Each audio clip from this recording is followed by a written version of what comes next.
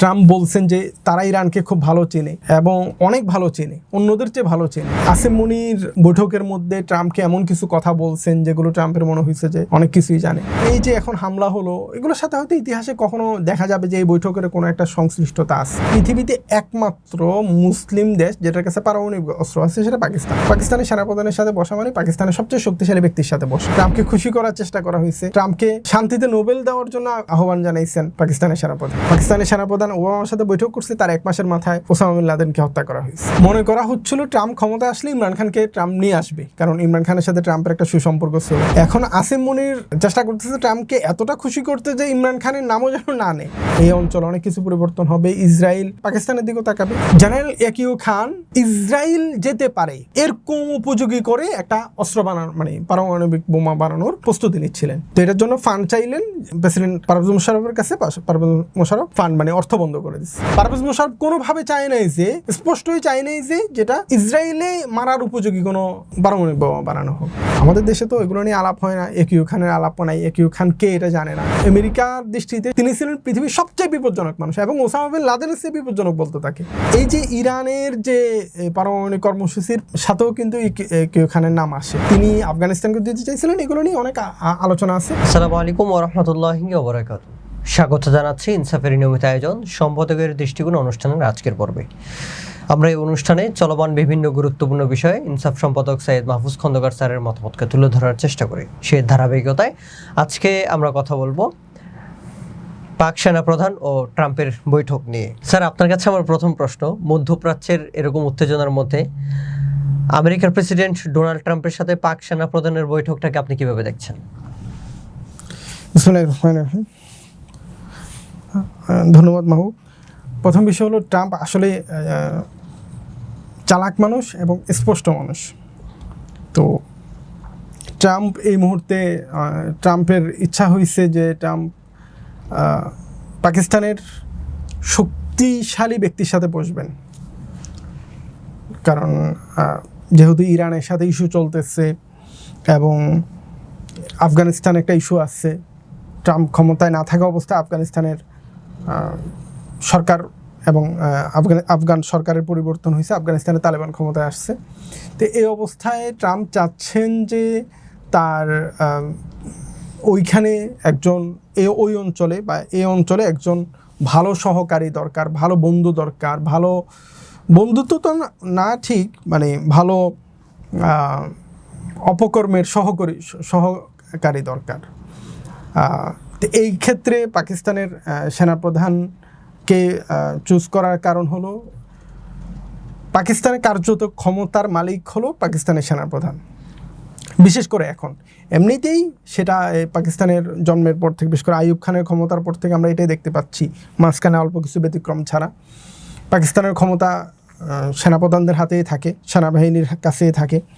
তো ট্রাম্প যেহেতু পাকিস্তানের সর্বোচ্চ শক্তিশালী ব্যক্তির সাথে দেখা করতে চাইছেন, তো সেই ক্ষেত্রে আসিম মুনির বা বর্তমান যিনি সেনাপ্রধান, ফিল্ড মার্শাল সেনাপ্রধান আসিম মুনির সাথে বৈঠক করছেন। এটা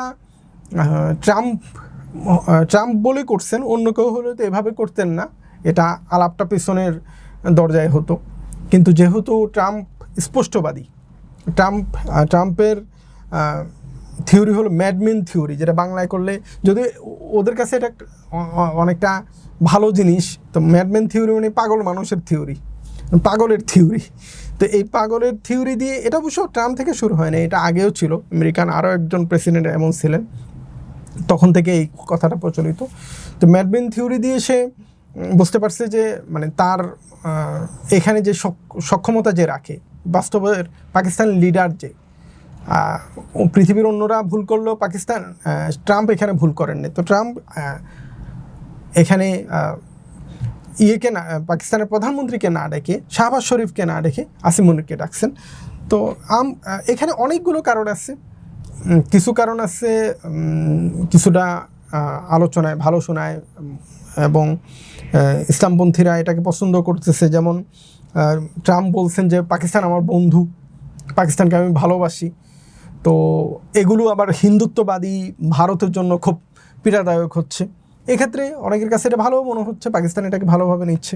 কিন্তু এখন যে পরিস্থিতি চলতেছে, ট্রাম্প বলছেন যে তারা ইরানকে খুব ভালো চেনে এবং অনেক ভালো চেনে, অন্যদের চেয়ে ভালো চেনে, তারা জানে ইরান সম্পর্কে। তো তার মানে আসিম মুনির বৈঠকের মধ্যে ট্রাম্পকে এমন কিছু কথা বলছেন যেগুলো ট্রাম্পের মনে হয়েছে যে অনেক কিছুই জানে। এবং এই যে এখন হামলা হলো, এগুলোর সাথে হয়তো ইতিহাসে কখনো দেখা যাবে যে এই বৈঠকের কোনো একটা সংশ্লিষ্টতা আছে।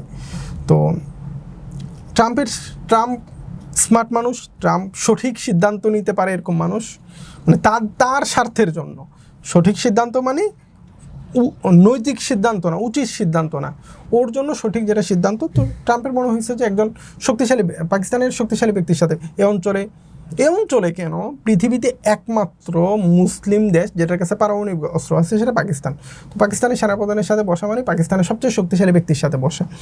তো ট্রাম্প সেটা করছেন এবং এইটা করানোর জন্য ট্রাম্পকে এক ধরনের প্রলোভন দেখাইছে, ট্রাম্পকে খুশি করার চেষ্টা করা হয়েছে, ট্রাম্পকে শান্তিতে নোবেল দেওয়ার জন্য আহ্বান জানাইছেন পাকিস্তানের সেনাপ্রধান ফিল্ড মার্শাল জেনারেল আসিম মুনির। এখানে একটা বিষয় বুঝতে হবে যে পাকিস্তানে কিন্তু গত 2021 সালের পর থেকে, বিশেষ করে ইমরান খানের পতনের পর থেকে পাকিস্তানের সেনাবাহিনী, বিশেষভাবে জেনারেল আসিম মুনির অত্যন্ত জনপ্রিয়।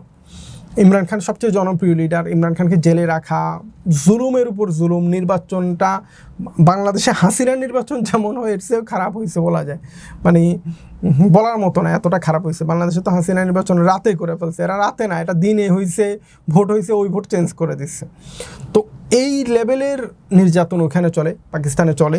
এই কারণে পাকিস্তানের জনগণের কাছে পাকিস্তান আর্মি অত্যন্ত অজনপ্রিয়, কিন্তু এখানে বন্ধু হয়ে আসছে বলা যায় একরকমের, ঠিক সে অর্থে তো বন্ধু না, কিন্তু উপকারের হয়ে আসছে। তা হলো ভারতের আরেক উগ্রবাদী হিন্দুত্ববাদী প্রধানমন্ত্রী মোদি, ভারতের প্রধানমন্ত্রী মোদি। তো মোদির যে থিওরি, মোদি এখানে পাকিস্তানকে ক্ষতিগ্রস্ত করতে যায়, নিজের সুবিধা করতে যায়, পাকিস্তানকে ক্ষতি করুক আর না করুক তার লক্ষ্য ছিল নিজের সুবিধা নেবে। নিজের সুবিধা নিতে যায় সে প্রথম পেহেলগাম কাশ্মীরে একটা ঘটনার পরোক্ষভাবে ঘটায়, এটা নিজেরা সরাসরি ঘটায় না, অন্যদেরকে দিয়ে ঘটানো হয়। পেহেলগাম হত্যাকাণ্ডের পর এখানে একটা স্বাধীনতাকামীদের একটা অংশের একটা আক্রমণ হয়, যেটা আসলে ভারতীয় আর্মি এক ধরনের সুযোগ দিছিল, আর ভারতীয় সেনারা, ভারতের গোয়েন্দা সংস্থাগুলো এই সুযোগ দিছিল। তো এরপরে ওখানে একটা রাস্তা খুলে যায়, তারা অপারেশন সিঁদুর বা সিন্ধুর নামে, সিঁদুর আর কি, ওই নামে ওখানে আক্রমণ চালায়, মসজিদগুলোতে অনেকগুলো মসজিদে আক্রমণ চালায়, পাল্টা এই আক্রমণ করতে যা ধরাশায়ী হয়, তাদের মানে গর্বের জায়গা রাফেল বিমান ধরাশায়ী হয়। তো এতে করে মোদি বেকায়দায় পড়ে এবং ট্রাম্প এখানে আইসা, মানে আসলে তো ভারতের জন্য দরকার ছিল যুদ্ধটা থেমে যাওয়া, কারণ এখানে যুদ্ধ হলে ভারতের ক্ষতি, আর পাকিস্তানও এই যুদ্ধ চাচ্ছিল না। তো দুজনই চাচ্ছিল যুদ্ধ থেমে যাক। তো এখন বিড়ালের গলায় ঘন্টাটা বাঁধবে কে? বিড়ালের গলায় ঘন্টাটা বাঁধছে ট্রাম্প। তো ট্রাম্পের যুক্তি হলো দুইটা পারমাণবিক অস্ত্রওয়ালা দেশ, যদি যুদ্ধ লেগে যেত, পৃথিবী ধ্বংস হয়ে যেত, তা আমি যেহেতু যুদ্ধ থামাইয়া দিছি, আসলে এখানে ওই নামকাওয়াস্তে একজনকে দরকার হয়েছে আর কি। এরা যুদ্ধ করবে না, এরা ভালো জানে, এরা তো পাশাপাশি, এমন না যে এক রাষ্ট্র থেকে মাঝখানে 10-15টা রাষ্ট্র আছে। আরেক যেমন আমেরিকা যদি আফগানিস্তানে হামলা চালায়, আমেরিকার কোনো ক্ষতি হয় না, ইরানে হামলা চালাইছে, আমেরিকার কোনো ক্ষতি নেই। কিন্তু যদি ধরো ওরা মানে রাজস্থানে হামলা চালায়, তো ওই পাশেই তো মানে এক পাশ থেকে আরেক পাশ, এটা সীমান্ত এবং একসাথে গ্রামগুলো একসাথে, এক ঘর থেকে এক ঘর দেখা যায়। তো এই অবস্থায় হামলা হলে এই অঞ্চলের কেউ বাঁচবে না। তো এরা মূলত পলিটিক্স, এই হামলাটাও তাদের পলিটিক্যালি মানে দোনোজনের লাভ হওয়ার কথা ছিল, কিন্তু লাভটা শুধুই পাকিস্তানের হয়েছে মানে পাকিস্তানের সেনাপ্রধানের হয়েছে, পাকিস্তানের সরকারের হয়েছে। এবং ভারতের যে দম্ভ বা হিন্দুত্ববাদের যে আগ্রাসন, এটা এক ধরনের ক্ষতিগ্রস্ত হয়েছে। এই জন্য আমরাও খুশি, আবার ট্রাম্প খুশি এজন্য যে সে থামাই দিয়ে সে তার কথা হলো আমাকে এখন নোবেল দাও, কারণ আমি তো যুদ্ধ থামাই দিচ্ছি। তো এই বৈঠকটা হলো মূলত ট্রাম্প যে ওই যুদ্ধ থামাইছে, আসিম মুনির এখানে একটা বড় ভূমিকা রাখছে। এবং আসিম মুনির যেহেতু পাকিস্তানের, এবং ট্রাম্প বলছে যে এই লোকটা যুদ্ধ থামানোতে মূল কাজ করছে। এটা তো করার কথা সেনাপ্রধান না, এটা তো প্রাইম মিনিস্টার, প্রেসিডেন্ট এরা করার কথা, কিন্তু যেহেতু পাকিস্তানে সব কিছুর মালিকই হলো সেনাপ্রধান, তো সেনাপ্রধানের প্রশংসা করে দিছে। এখন আবার 1-2 দিন পরেই আবার ইরানে আক্রমণ করা, এগুলো নিয়ে ইতিহাস অনেক কিছু বলবে। কারণ আসিম মুনির সৌদিপন্থী মানুষ হিসাবে পরিচিত, এখন না, অনেক আগে থেকে। এবং আফগানদের ব্যাপারে তার একটা নেগেটিভ তালেবানের ব্যাপারে নেগেটিভ অবস্থান আছে। তালেবানের ব্যাপারটা যেমন, আবার একই সাথে ইরানের ব্যাপারেও তার নেগেটিভ চিন্তা আছে। এগুলো সে যখন আইএসআইয়ের প্রধান ছিল, আসিম মুনির কিন্তু একসময় আইএসআইয়ের গোয়েন্দা প্রধান ছিলেন। ইমরান খান সরাই দিয়েছেন, ইমরান খান তাকে সরাই ফয়েজ হামিদকে দিছে, যে ফয়েজ হামিদ তালেবানের উত্থানের পিছনে অন্যতম, তালেবানের মানে যে 2021 সালে যে আগস্টে তালেবানের যে ক্ষমতা গ্রহণের পিছনে অন্যতম ব্যক্তি হিসাবে কাজ করছেন। তো এইখানে আন্তর্জাতিক রাজনীতির অনেক প্যাচ রয়ে গেছে। ধরো ট্রাম্পের একটা কথায় আমরা মানে এই অর্থে খুশি যে পাকিস্তানের প্রশংসা করে দিয়েছে, পাকিস্তানের প্রশংসা করাতে হিন্দুস্তান মানে ভারতের ডিসক্রেডিট হয়েছে, এটাতে আমরা খুশি, পাকিস্তানও খুশি। আবার এইখানে যে মানে জিওপলিটিক্সে এখানে যে অনেক কিছু আন্তর্জাতিক রাজনীতিতে অনেক কিছু পরিবর্তন হচ্ছে, ইরানের উপর হামলা হচ্ছে, এই অঞ্চলে অস্থিরতা, ট্রাম্প এখানে হাত দিচ্ছে, এখানে আসিম মুনির গিয়ে বৈঠক করছে, এগুলোর নেগেটিভ দিক। তো অনেক কিছু মিলে বৈঠকটা হলো একজন স্মার্ট মানুষ আরেকটা রাষ্ট্রের ক্ষমতাবান মানুষের সাথে বৈঠক। আমি ট্রাম্পকে এখানে সর্বোচ্চ স্মার্ট মানুষ বলবো, কারণ এর আগে বৈঠক হয় নাই যে তা না কোনো সেনাপ্রধানের সাথে, কিন্তু সেনাপ্রধানের পাশাপাশি যাদের সাথে বৈঠক হয়েছে এরা রাষ্ট্রপ্রধানও ছিল। যেমন ধরো আইয়ুব খানের সাথে মার্কিন প্রেসিডেন্টের বৈঠক হয়েছে এর আগে, তা আইয়ুব খান প্রেসিডেন্ট ছিলেন, সেনাপ্রধান মানে field marshal Ayub Khan president এবং সেনাপ্রধান, তো দুই বিষয় একসাথে ছিল, বৈঠক হয়েছে। জেনারেল জিয়াউল হকের সাথে বৈঠক হয়েছে, যিনিও সেনাপ্রধান এবং প্রেসিডেন্ট একসাথে। জেনারেল কায়ানির সাথে একটা বৈঠক হয়েছিল ওবামার, কিন্তু বৈঠকটা ছিল গোপন বৈঠক, এটা প্রকাশ্য বৈঠক ছিল না, আনঅফিসিয়াল বৈঠক ছিল। তো সেই অর্থে এই বৈঠকটা প্রথম, এবং এই বৈঠক নিয়ে অনেক রকম ভবিষ্যতে হয়তো আজ থেকে 5 বছর পর 10 বছর পর এই বৈঠকের পিছনে যে আরও অনেক কিছু ছিল। যেমন আমরা জানি যে মানে পাকিস্তানের সেনাপ্রধান ওবামার সাথে বৈঠক করছে, তার 1 মাসের মাথায় ওসামা বিন লাদেনকে হত্যা করা হয়েছে। তো এগুলোর পিছনে অনেক বিষয় আছে যেগুলো অনেক সময় লাগে, আমাদের রাষ্ট্রে তো এগুলো প্রকাশ পায় না। কিন্তু আমেরিকার একটা সুবিধা হলো তারা বেশ অনেক বছর পরে যায় তারা এই গোপন নথিগুলো প্রকাশ করে দেয় স্টাডির জন্য। তো এরা কোথায় কোন রাষ্ট্রে কাকে হত্যা করছে, কোন প্রেসিডেন্টকে, এটাও পর্যন্ত প্রকাশ করে দেয়। তো এটা জানতে পারবো হয়তো। আজকে আমরা আলোচনা করতেছি, এগুলো অনুমান ভিত্তিক, একটা সময় এগুলোর বাস্তবতা দেখা যাবে। ধন্যবাদ স্যার। কিন্তু এখানে যে প্রশ্নটা আসে, পাক ভারত যুদ্ধ থামিয়ে দেওয়ার জন্য যদি ট্রাম্পকে নোবেল দেওয়ার প্রস্তাব করে পাকিস্তান, তো এই জায়গাটায় এসে আসিম মুনির কি অজ্ঞতার পরিচয় দেয় কিনা, যে ট্রাম্প তো আর কয়েকটা যুদ্ধ বাঁধিয়ে রেখেছে, তাহলে সে কিভাবে নোবেল পুরস্কার পাওয়ার যোগ্য হয়? আসিম মুনির দরকার হলো খুশি করা ট্রাম্পকে, ট্রাম্প খুশি, কারণ এখানে আরও একটা পলিটিক্সের বিষয় আছে। মনে করা হচ্ছিল ট্রাম্প ক্ষমতায় আসলে ইমরান খানকে ট্রাম্প নিয়ে আসবে, কারণ ইমরান খানের সাথে ট্রাম্পের একটা সুসম্পর্ক ছিল। এখন আসিম মুনির চেষ্টা করতেছে ট্রাম্পকে এতটা খুশি করতে যে ইমরান খানের নামও যেন না নেয় ট্রাম্প। তো এগুলো আসিম মুনির জায়গায় স্মার্টনেস দেখাচ্ছে। ইমরান খান তো স্যার তালেবানের সাথে তার খুব ভালো সম্পর্ক ছিল, তাহলে এই জায়গাটায় ট্রাম্প কিভাবে তার বলবে? না, ট্রাম্পের মধ্যে যে কিছু ভালো জিনিস আছে, যেমন ট্রাম্প স্পষ্টবাদী। তো ট্রাম্প এখানে প্রকাশ্য আলাপ পছন্দ করে, ইমরান খানও ওই ধরনের। আর ট্রাম্পের সময়টার সাথে ইমরান খানের সম্পর্কটা ভালো ছিল, তুলনামূলক ভালো ছিল। বাইডেনের সময় এসে খারাপ হয়েছে, এবং বাইডেনই তো মানে আমেরিকাই ইমরান খানকে ক্ষমতা থেকে হটানোর পিছনে মূল কলকাঠি নাড়ছে। তো এটা আসলে এক ধরনের ধারণা ছিল, এটা উল্টাও এখন তো উল্টা হতে দেখা যাচ্ছে। যেমন বাংলাদেশে যখন বিজেপি ক্ষমতা আসছে না, তো অনেকে মনে করতেছিল আওয়ামী লীগের বিরোধী হবে, এবং হাসিনা কিন্তু মোদির শপথ গ্রহণে যায় নাই, কারণ হাসিনা হলো কংগ্রেসপন্থী, কংগ্রেসের সাথে তার একদম গলায় গলায় পিরিত ছিল। তো কি হলো, উল্টো কংগ্রেসের সাথে হাসিনার যেটুকু সুসম্পর্ক ছিল মোদির সাথে এর চেয়ে কয়েক স্তর বেড়ে গেছে, অনেক স্তর বেড়ে গেছে। তেমন হতে পারে আসিম মুনিরের সাথে খুব আসিম মুনিরের সাথে ট্রাম্পের অনেক সখ্যতা হবে, কারণ এরা তো স্বার্থপর, তো এরা স্বার্থের জন্য কাজ করে। আর যেগুলো গোলাম রাষ্ট্র, এগুলো তো নিজের স্বার্থের জন্য কাজ করে, এরা রাষ্ট্রের স্বার্থের জন্য কাজ করে। ট্রাম্প তার আমেরিকান ও তার পলিসি হলো আমেরিকান ফার্স্ট, মানে আমেরিকাই প্রধান, আমেরিকাকেই প্রাধান্য দেওয়া হবে।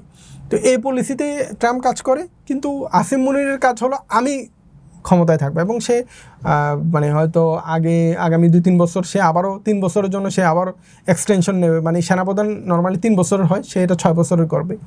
তো 6 বছরের পরেও থাকতে পারে, সে অনেক লম্বা সময়ের শাসক, মানে কার্যত শাসক হতে পারে সেনাপ্রধান থেকে। তাহলে এই জায়গায় এসে কি বলা যায় যে ইমরান খানের ভবিষ্যৎ অন্ধকার? দেখো, ভবিষ্যৎ কারো আলো অন্ধকার এগুলো বলা কঠিন। ইমরান খান এমন এক মানুষ যে সে সব কিছু পেয়ে গেছে তার লাইফে, মানে এক জীবনে মানুষ যা পেতে চায় না সব পেয়ে গেছে। ইমরান খান বিশ্বের অন্যতম শ্রেষ্ঠ সেলিব্রিটি ছিল সে যখন ক্রিকেটার ছিল। শুধু ক্রিকেটার হিসেবে না, সে তার মানে তার চেহারা, তার বিজ্ঞাপন থেকে শুরু করে সে টেলিভিশন হোক পত্রিকা হোক, সে 1 নাম্বার সেলিব্রিটি হয়ে গেছে। এখানে তো স্যার তার ব্যক্তি লাইফটা না, এখানে তার সাথে তো একটা দেশ, একটা জাতি জড়িত। এটাই বলতেছি না, এখানে জড়িত বলতে অনেক কিছু জড়িত, সেটা ভিন্ন আলাপ। তো ইমরান খান এত কিছু পাওয়ার পর মানুষ কি চায়, মানে এত এত এত জনপ্রিয়তার পর ইমরান খান একটা সময় পর এসে ইমরান খান আবার ওই একদম দেশীয় রাজনীতি শুরু করছে 90-এর দশকের শেষের দিকে এসে, একদম সাধারণ রাজনীতি, মানে সে চলতে হলো প্রিন্সেস ডায়ানা, তার বান্ধবী, তার এ ধরনের, তার মানে বর্তমান যে রাজা সে তার ফ্রেন্ড, এই টাইপের, মানে পৃথিবীর শ্রেষ্ঠ লোকদের সাথে তার বন্ধুত্ব ছিল। শ্রেষ্ঠ মানে এই অর্থে শ্রেষ্ঠ, মানে পৃথিবীর মানদণ্ড শ্রেষ্ঠ, ইসলামের মানদণ্ডে না বা নৈতিকতার মানদণ্ডেও না। ওই অবস্থা থেকে সে একদম সাধারণ মানুষের কাতারে নেমে এসে সে লম্বা সময় যাবৎ রাজনীতি করে একটা পর্যায়ে যায় সে ক্ষমতায় আসছে এবং ক্ষমতা থেকে তাকে সরানো হয়েছে। তো ইমরান খানের জন্য আলো অন্ধকার কিছু আসে যায় না। ইমরান খান যে কোনো সময় বের হতে পারে, কিন্তু তাকে ডিল করতে হবে, তাকে চুক্তি করতে হবে যে আমি এই শর্ত মেনে নিচ্ছি। তো ইমরান খান এটা করতেছে না। কতদিন ইমরান খান সর্বশেষ শর্ত দেওয়া হয়েছে, রাজনীতি করতে পারবে না, চুপচাপ থাকতে হবে। কারণ ইমরান খানের যে পরিমাণ জনপ্রিয়তা কমে গেলে তাকে ছেড়ে দেওয়া হতো। খালেদা জিয়াকে আটক রাখা হয়েছিল খালেদা জিয়ার জনপ্রিয়তার কারণে। ইমরান খানও ওই অবস্থায় আছে এখন। যেহেতু মানে ইমরান খানের বিপরীতে আসিম মনির অত্যন্ত জনপ্রিয় ছিল, কিন্তু এই যে ভারত যখন আক্রমণ করছে তখন নিজেদের মধ্যে ঐক্য চলে আসে, আসিম মনির জনপ্রিয় হয়ে গেছে। আর এখানে তথাকথিত একটা সরকার আছে, এই সরকারের কোনো ভ্যালু নেই, এই সরকার থাকা না থাকা একই কথা, ক্ষমতা সেনাপ্রধানের হাতে। ধন্যবাদ স্যার, আজকে এই জায়গা থেকে বিদায় নিব ইনশাল্লাহ।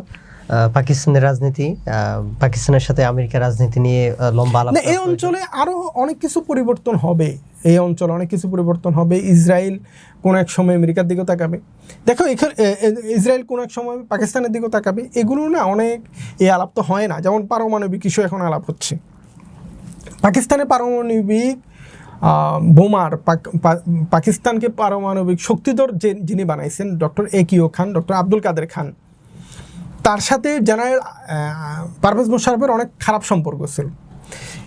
যিনি প্রেসিডেন্ট ছিলেন, পাকিস্তানকে সেকুলার দিকে জেনে নিয়ে গেলেন। তো সমস্যা ছিল জেনারেল একিও খান মানে ইসরায়েল যেতে পারে এরকম উপযোগী করে একটা অস্ত্র বানানোর, মানে পারমাণবিক বোমা বানানোর প্রস্তুতি নিচ্ছিলেন। তো এটার জন্য ফান্ড চাইলেন প্রেসিডেন্ট পারভেজ মোশাররফের কাছে। পারভেজ মোশাররফ ফান্ড মানে অর্থ বন্ধ করে দিচ্ছে এবং বলছে যে আমাদের টার্গেট হলো সর্বোচ্চ হিন্দুস্তানের শেষ মাথা পর্যন্ত, আপনি এত বড় বানাবেন কেন? অর্থাৎ পারভেজ মোশাররফ কোনোভাবে চায় নাই যে, স্পষ্টই চায় নাই যে যেটা ইসরায়েলে মারার উপযোগী কোনো পারমাণবিক বোমা বানানো হোক। তো পাকিস্তান এই ইস্যুগুলো অনেক আগে থেকে এগুলো থাকবে, পাকিস্তানের শাসকরা এগুলো মাথা বিক্রি করে আসে যে আমরা ইসরায়েলের বিরুদ্ধে কোনো কিছু করবো না, এবং করেও নেই। পারমাণবিক বোমা আছে, এরা সক্ষমতা বাড়ায় না, এরা তো ভারতের সাথে এখানে ভারত একটা, এগুলো একটা জঙ্গলি জানোয়ারের দল, এগুলো হিন্দুত্ববাদী, এগুলো নিয়ে সারাক্ষণ ব্যস্ত। ভারত তো নিজের শক্তি দিয়ে নাচে না। ভারতকে যখন আন্তর্জাতিক মানে মূল দাদারা আমেরিকা সহ অন্যরা যখন ধাক্কা মারে ভারত চুপসে যায়। তো কিন্তু পাকিস্তান এখানে তো গাদ্দারি এক ধরনের, পারভেজ মোশাররফ তো গাদ্দারি করছে, কারণ উম্মার সবচেয়ে জরুরি জায়গা ছিল ফিলিস্তিন মুক্ত করা, সে ফিলিস্তিন মুক্তর দিকে যায় নাই এবং সে ফান্ড বন্ধ করে দিচ্ছে ডক্টর একিউ খানের। আমাদের দেশে তো এগুলো নিয়ে আলাপ হয় না, একিউ খানের আলাপ নাই, একিউ খান কে এটা জানে না। ডক্টর আব্দুল কাদের খান, তাকে বলা হতো পৃথিবীর মানে আমেরিকার দৃষ্টিতে তিনি ছিলেন পৃথিবীর সবচেয়ে বিপজ্জনক মানুষ, এবং ওসামা বিন লাদেনের চেয়ে বিপজ্জনক বলতো তাকে। কারণ তিনি মুসলিমদের জন্য পারমাণবিক অস্ত্র তৈরি করছিলেন। এবং এই যে ইরানের যে পারমাণবিক কর্মসূচির সাথেও কিন্তু ইউ খানের নাম আসে, এবং তিনি আফগানিস্তানকে দিতে চাইছিলেন, এগুলো নিয়ে অনেক আলোচনা আছে। কখনো ডক্টর আব্দুল কাদের খানের আলোচনা আসলে ইনশাল্লাহ আমরা এগুলো নিয়ে ধন্যবাদ স্যার। পাক ভারত অথবা আমেরিকা, ইসরায়েল, ইরান এসব নিয়ে লম্বা আলোচনা করার সময় এখনো আছে। ইনশাল্লাহ আমরা কোনো একদিন বিস্তারিত এই বিষয়ে আলোচনা করব। আসসালামু আলাইকুম রহমতুল্লাহি ওয়া বারাকাতুহু।